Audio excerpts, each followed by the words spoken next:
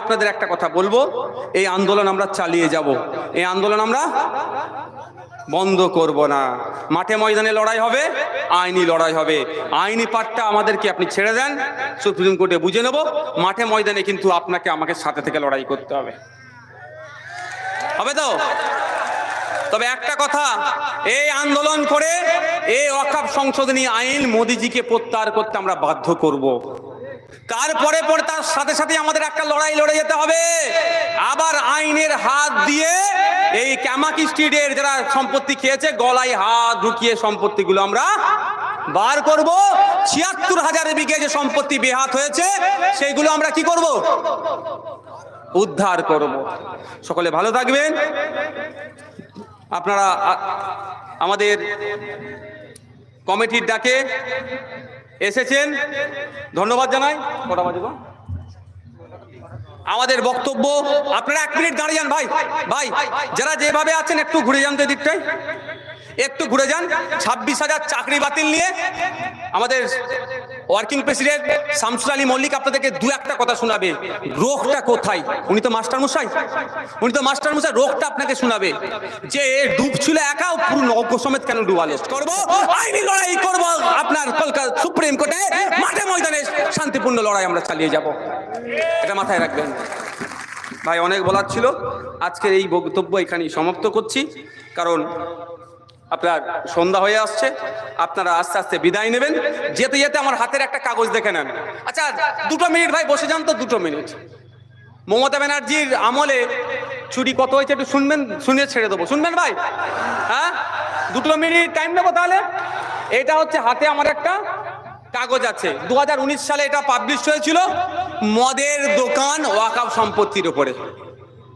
কার 2019 সালে পশ্চিমবাংলায় ক্ষমতায় কে আছে এখন? যিনি বলছেন দিল্লিতে গিয়ে আন্দোলন করুন, ওয়াকফ নিয়ে গুতোগুতি করবেন না, তার দলের লোকেরা ভাড়া দিয়ে খেত। এবার আর একটু ওষুধ দিয়ে চলে যায় ওদেরকে, একটু ওষুধটা দিতে হবে তো, নাহলে তৃণমূলের নেতারা ফিক ফিক করে হাসবে। একটু ওষুধটা দিয়ে দিন, আছে কাগজ? মমতা ব্যানার্জি বলেছিলেন বেগম রোকেয়া রিসার্চ সেন্টার হবে আর ওয়াকফ ভবন তৈরি করব। কোথায়? শিয়ালদার পাশে। এই মমতা ব্যানার্জি নির্দেশ দিল এই রাজ্যে আন্দোলন করা যাবে না, চুপ করে শুনে নিতে হবে নাকি? ও বাদশা নাকি আমরা প্রজা নাকি? আমরা সবাই রাজা আমাদের এই রাজার দেশে, আমরাও এখানে ওজনাকে ওই মুখ্যমন্ত্রীর চেয়ারে বসিয়েছি ভোট দিয়ে, এটা মাথায় রাখবেন। ও যদি রাজার মতো কেউ, বাদশার মতো যদি কেউ অর্ডার দেয়, ওই অর্ডারকে আমরা মানবো না। তবে হ্যাঁ, গণতান্ত্রিক প্রক্রিয়ায় শান্তিপূর্ণভাবে আমরা প্রতিবাদ করে যাব, আগামী দিনেও প্রতিবাদ করব। যার ক্ষমতা আছে আমাদের আন্দোলন আটকে রাখার।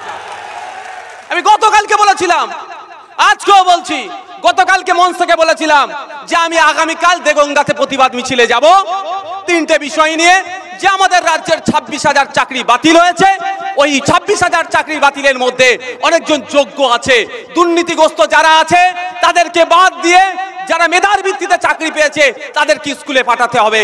এই বঞ্চনা, এই দুর্নীতির প্রতিবাদে এবং কাশ্মীরের পেহেলগাঁওতে যে সন্ত্রাসবাদী আক্রমণ হয়েছে সেই সন্ত্রাসীদের প্রতিবাদ, সন্ত্রাসের প্রতিবাদে এবং সাথে সাথে ওয়াকফ সংশোধনী আইনের বিরুদ্ধে এই প্রত্যাহারের দাবি নিয়ে প্রতিবাদ সবাই যাব। পারলে বন্ধ করে দেখাও। আজ যদি বন্ধ করে দিত, আমি কথা দিচ্ছি আপনাদের, যেখানে আমার প্রোগ্রাম থাকবে বন্ধ করে দিল, আমি একবার করে ঘুরে আসবো। স্টেজ করতে দেবে না তো আমি বলে ধরে নিলাম, কিন্তু আমি এসে ঘুরে যাব, এটা মাথায় রাখবে। ওরে আমরা রাজা আর প্রজার দেশে বাস করিনি, এটা মাথায় রাখবেন। এই কনসেপ্ট আপনারা ভুলে যাচ্ছেন।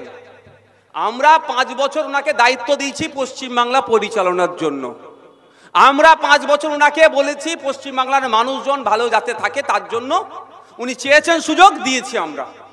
এর থেকে বেশি কিছু নয়। 5 বছর হয়ে যাবে, চেয়ারে অন্যজনকে বসাবার ক্ষমতা আপনাদের হাতে আছে, এটা মাথায় রাখবেন। এটাই ভুলে যাচ্ছেন আপনারা, এইটা আপনাদের মাথায় রাখতে হবে। এই নিয়ে এরকম নির্দেশনা দিতে পারে না। এটা উনি রিকোয়েস্ট করতে পারতেন যে এই পরিস্থিতি হচ্ছে, ওয়াকফ আইনলে এই হচ্ছে, হ্যান হচ্ছে, ত্যান হচ্ছে, যে কটা দিন এটা বন্ধ রাখো, পরে আমরা আবার করব, এটা বলতে পারেন। কিন্তু উনি যেভাবে বললেন এটাকে কোনোভাবেই মেনে নেওয়া যায় না। মমতা ব্যানার্জি পশ্চিমবাংলার সংখ্যালঘু মুসলমানদের জন্য কতটা ভাবে, এটাই তো সময় ছিল ভাই যে ওয়াকফ নিয়ে মমতা ব্যানার্জিরও একটা অল পার্টি মিটিং ডাকলে ভালো হতো। আমি তো আর নির্দেশ দিতে পারি না, আমি রিকোয়েস্ট করতে পারি। অল পার্টি মিটিং ডেকে মমতা ব্যানার্জির ওপিনিয়ন নেওয়ার দরকার ছিল যে আমাদের রাজ্যে যে সমস্ত রাজনৈতিক দলগুলো আছে বলুন এই বিলের আমরা সমর্থন করব, আমাদের রাজ্য এই বিলের বিরোধিতা করব। তখন দুধকে দুধ পানিকে পানি হয়ে যেত। তার পরিবর্তে মমতা ব্যানার্জি নির্দেশ কি দিচ্ছে, ওয়াকফ নিয়ে কেউ গুলোগুলি করবেন না, যদি কেউ গুলোগুলি করে তার থেকে বড় শত্রু কেউ আর হবে না। এবার গুলোগুলি মানে উনি কি বোঝাতে চেয়েছেন আমি বলতে পারবো না, তবে আমি একটা জায়গায় ক্লিয়ার করে দিচ্ছি, ও শান্তিপূর্ণ আন্দোলনের পক্ষে ছিলাম, আছি, থাকবো। অশান্তির পথে কেউ যাবেন না, অশান্তির পথে গেলে কোনো সমস্যার সমাধান হয় না। শান্তিপূর্ণ পথ অবলম্বন করলে দিনের শেষে জয়ী হয়ে বাড়ি ফিরবেন।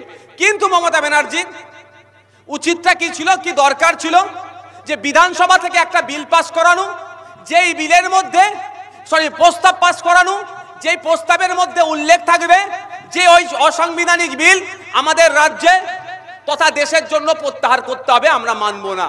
করেছেন না, করে উল্টে আপনাকে শাসাচ্ছে, ধমকাচ্ছে, আপনাকে বলছে এইসব করতে না করতে হবে না, আমি আছি বলে লাভটা কি হবে, কতটা লাভ হবে? বলেছিল মোদিজি হিন্দু খাতরে মে হ্যায়, আমাকে ভোট দাও, হিন্দুরা বিপদ থেকে মুক্ত হবে। 10 বছর পার হয়ে গেছে, হিন্দুরা বিপদ থেকে মুক্ত হয়েছে? এখানে যারা হিন্দু সমাজের মানুষ আছেন, মাইকের আওয়াজ যাচ্ছে, আপনারা বলুন শুভেন্দু অধিকারীকে, আপনারা বলুন দিলীপ ঘোষকে, সুকান্ত মজুমদারকে বলুন যে আমরা হিন্দু, পেট্রোলের দাম মুসলমানদের থেকে অর্ধেক টাকায় কিনবো, তার ব্যবস্থা কি করো তুমি? যে আমরা হিন্দু, গ্যাসের দাম মুসলমানরা যেই দামে কিনবে তার থেকে অর্ধেক দাম আমরা দেব, এই ব্যবস্থা করো। পারবে? করুক না, করবে না। কিন্তু বলছে হিন্দু বিপদে আছে, ভোট দাও, হিন্দু বিপদ মুক্ত হবে। আমি তর্কের খাতিরে ধরে নিলাম, আমি বিতর্কে জড়াবো না। কাশ্মীরে পেহেলগাঁওতে ওখানে যে আমার হিন্দু ভাইগুলোকে শহীদ করেছেন, খুন করেছে, আমি তর্কের খাতিরে ধরে নিলাম যে ধর্মের ভিত্তিতে, ধর্মেও পরিচয় দেখে খুন করেছে, তাই তো? এবার বলুন, হিন্দু হৃদয় সম্রাট বলে যে নিজেকে দাবি করে, যে হিন্দুদের রক্ষাকর্তা বলে নিজেকে দাবি করে, যে হিন্দুদের মাসিয়া বলে নিজেকে দাবি করে, হিন্দু বিপদে আছে, আমাকে ভোট দাও, আমি হিন্দুকে বিপদ মুক্ত করব, যিনি বলেছেন, তার আমলে হিন্দু বেছে বেছে খুন হতে হলো। মানে ওনার যদি লজ্জা থাকতো পদত্যাগ করতো না ভাই? এর আগে আমরা দেখেছি মুসলিম হওয়ার অপরাধে, দলিত হওয়ার অপরাধে, আদিবাসী হওয়ার অপরাধে বেছে বেছে খুন হতে। মুসলমানকে কেউ রক্ষা করার নাই, আদিবাসীকে কেউ রক্ষা করার নয়, দলিতকে কেউ রক্ষা করার নাই, কিন্তু হিন্দু রক্ষা করার জন্য তো একজন আছেন, এখন বলছেন যিনি। তার আমলে হিন্দু বেছে বেছে খুন হতে হলো, উনি চুপ করে যাচ্ছেন। কেন খুন হতে হলো এই প্রশ্নটা তুলবেন না? এই হিন্দু তো আমার প্রতিবেশী, আপনার আমার প্রতিবেশী, তো আমার প্রতিবেশী যেমন মুসলমান, হিন্দু, দলিত, আদিবাসী সবাই তো আমার প্রতিবেশী। এই প্রশ্নটা তুলবেন না আপনারা? তুলতে হবে আপনাদের। যে মোদিজি আপনি কি করলেন? ভারতবর্ষের 75 বছরের ইতিহাসে দেখতে পাবেন না কোথাও যে জঙ্গিরা এসে হিন্দু বেছে বেছে খুন করেছে, সাহস পেত না। তাহলে আপনি 56 ইঞ্চি হওয়ার পরেও, আপনি হিন্দুদের রক্ষাকর্তা হওয়ার পরেও হিন্দুদের বেছে বেছে খুন করলো, আপনাকে জবাব দিতে হবে আপনি কোথায় ঘুমাচ্ছিলেন তখন। প্রশ্ন করতে হবে না? সাথে সাথে এটাও বলবেন যে আপনি বলেছিলেন হিন্দুদের বাঁচাবেন, কিন্তু আপনাকে দেখতে পাইনি, খুঁজে পাইনি। আমার হিন্দু ভাইকে যখন খুন করেছে, আমার হিন্দু ভাইকে যারা খুন করেছে, এই খুনের বদলা নেওয়ার জন্য আমার ঝন্টু আলী শেখ তার জীবন দিয়ে দিয়েছে। আপনি তো এসি ঘরে বসেছিলেন বা ভোট প্রচারে ছিলেন।